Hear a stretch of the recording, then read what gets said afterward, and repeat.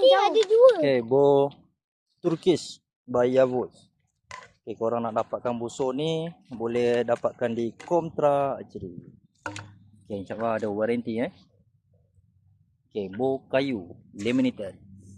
Mantap padu. Jom kita tengok shooting line.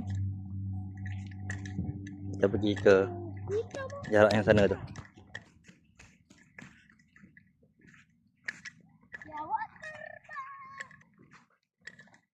Tak sampai lagi. Okey, jap. Okey, jarak 50 meter, tengok depan balik. Okey, ni kayu waru merah ni cedak. Okey, kurang lebih waru keluar, cedak keluar. Cedak pun keluar di ke atas. Masuk, masuk. Semua lebih kurang sama lah. Alright. Mantap. Nak dapatkan anak panah kayu, boleh dapatkan di Komtra Archery.